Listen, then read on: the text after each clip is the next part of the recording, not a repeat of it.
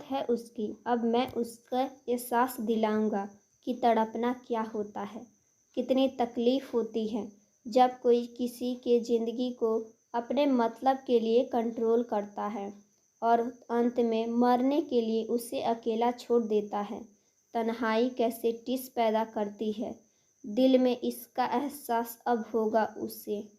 इस शादी के बाद वह चाहकर भी कभी मुझसे दूर नहीं जा सकेगी और अपने करीब मैं उसे आने नहीं दूंगा। उसको मुझसे सिर्फ नफ़रत ही मिलेगा और यह रिश्ता उसको सिर्फ जलील भरी ज़िंदगी देगा। ना वह मेरी कैद से छूटकर किसी और के पास जाने की काबिल रहेगी और ना ही वह मेरे पास चैन से रह पाएगी। पैसों की लालच में उसने न जाने कितने ज़िंदगियां बर्बाद की है। अब उसे बेशुमार दौलत मिलेगी, लेकिन मान सम्मान, प्यार और इज्जत जिसकी उसने कदर नहीं की, उसके लिए उसको तड़पना होगा। तरसेगी वह प्यार के लिए, लेकिन उसे सिर्फ मेरी नफ़रत ही मिलेगी। बहुत शौक है उसे आसमान में उड़ने की। यह शादी मैं उसके पंख काटने के लिए कर रहा हूँ। उसे सोने के महल में कैद करने के लिए मुझे बहुत ज़रूरी है यह करना। उसकी ज़िंदगी जहन्नुम बनाने के लिए मुझे उससे शादी करना ही होगा। इसलिए अगर मेरी ज़िंदगी इस शादी से बर्बाद होती है तो हो जाए, मुझे इससे कोई फ़र्क नहीं पड़ता।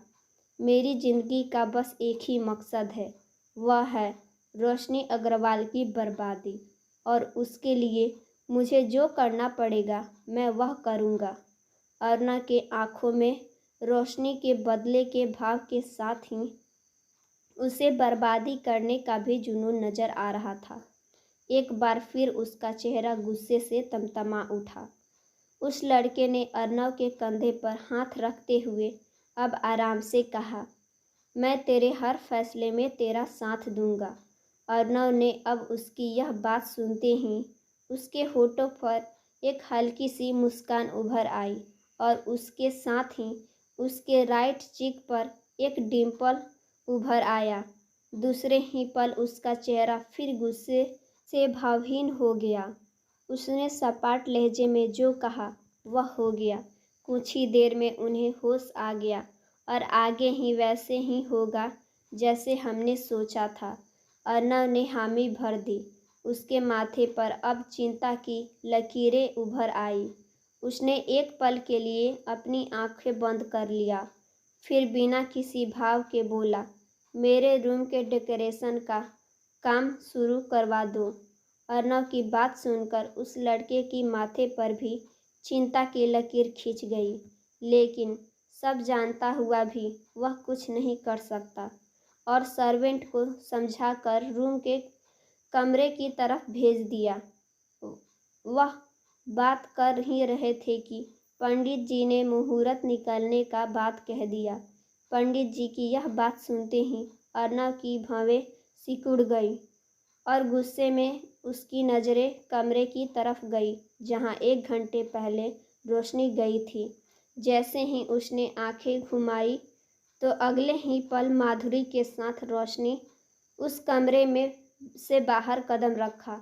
अर्नव ने एक पल के लिए रोशनी के तरफ देखा और दूसरे ही पल गुस्से से वह निगाहें फेर लिया। वहीं उस लड़के ने की निगाहें रोशनी पर पड़ी तो वह रोशनी को देखता ही रह गया। सुनहरे रंग का डिजाइनर लहंगा जो बहुत ही प्यारा लग रहा था, लंबी रेशमी बालें जिसमें जूड़ा बनाकर उसमें गजरा लगाया हुआ था, थोड़ा सा बाल की लटें कुछ लटक रही थी।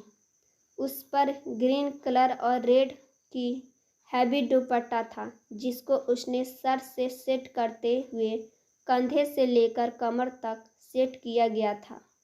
चांद सा सुंदर चेहरा जिस पर थोड़ा मेकअप किया हुआ था।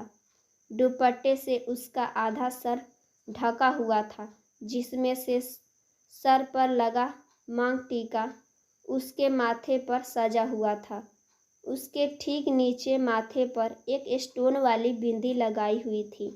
बड़ी बड़ी कजरारी काजल से सजी आंखें जिस पर पलकों का पहरा था, हल्की गुलाबी गाल, नाक में बड़ी सी नथुनी जो नाक से लेकर बालों तक सेट किया गया था, गले में गले का सेट और उससे बड़ा दो और थोड़े थोड़े बड़े सेट, कानों में उस हार के सेट हैवी और लंबा झुमका लटका हुआ था, गोरे हाथों में लाल और गोल्डन कलर की पूरी भरी हुई चूड़ियाँ और उसमें लगा कलीरे, 5 उंगलियों में पहने रिंग, जो ब्रेसलेट जो उसकी कलाई में बंधी हुई थी, दुपट्टे के ऊपर से बंधी कमरबंद जो उसकी पतली कमर को और आकर्षण बना रहा था, पैरों में बंधे पायल जो उसके पैरों में बेड़ियों जैसी लग रही थी।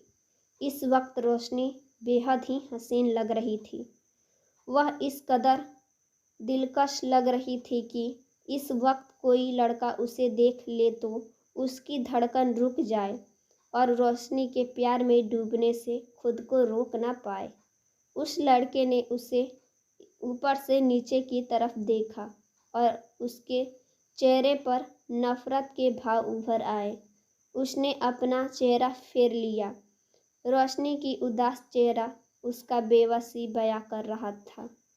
इस वक्त इतनी तकलीफ में थी वह कि उसके आंखें से आंसू लबालब भरे हुए थे। मेकअप से ऊपर का तिल छुप गया था। उसके कदम अब उसका साथ नहीं दे रहे थे। उस पर इतना हैवी जोड़ा और इतनी हैवी पायल कि पैरों में पड़ी बेड़ियां और दिल में दफन दर्द। वह चाहकर भी अर्नव की तरफ कदम नहीं बढ़ा पा रही थी। हर बढ़ते कदम अपनी बर्बादी की नज़दीकी जा रही थी। यह बात उसे एहसास था, इसलिए शायद वह अपना कदम आगे नहीं बढ़ा पा रही थी। वह बहुत धीमी चाल से आगे बढ़ रही थी और उसके हर बढ़ते कदम में इतनी सन्नाटों में भी छन छन की आवाज़ गूंज रही थी जो अर्नव की कानों में शीशों सी चुभ रही थी। उसका गुस्सा धीरे धीरे बढ़ता जा रहा था। कुछ समय तो वह खामोश रोशनी की तरफ पीठ किए खड़ा था और फिर उसने रोशनी की तरफ बढ़ते हुए कदम से गुस्से में कसकर कलाई पकड़ ली। रोशनी को अब दर्द हो रहा था।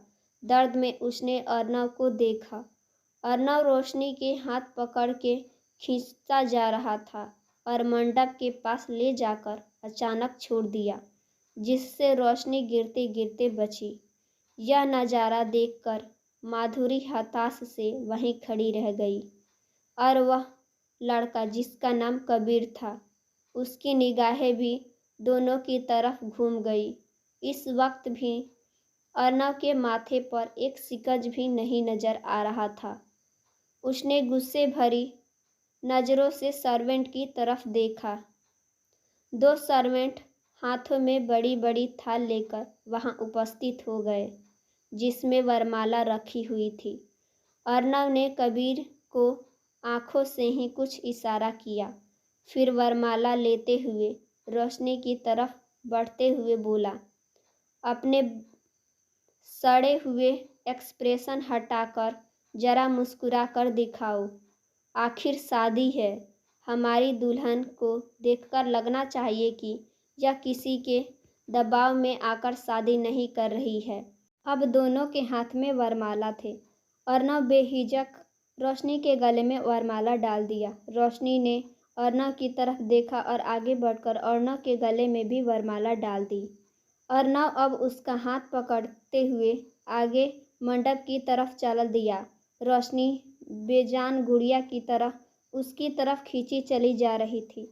अर्नव ने रोशनी को मंडप में बैठाया और खुद ही उसके बगल में बैठ गया। उसके बाद उसने गुस्से भरी नज़रों से पंडित जी को देखा। डरते हुए पंडित जी विवाह के विधि को प्रारंभ कर दिए। अर्नव के चेहरे पर अब भी कोई भाव नहीं थे और रोशनी भूत बनी उस मंडप के प्रज्वलित आग को देखे जा रही थी, जिसमें उसकी खुशियाँ, सुकून और स्वाभिमान सब स्वाहा होता जा रहा था। शाम से रात हो चुकी थी। पंडित जी फेरों के लिए दोनों को खड़ा किया।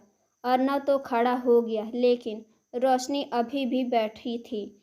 उसे बैठे देखकर माधुरी तुरंत उसे जाकर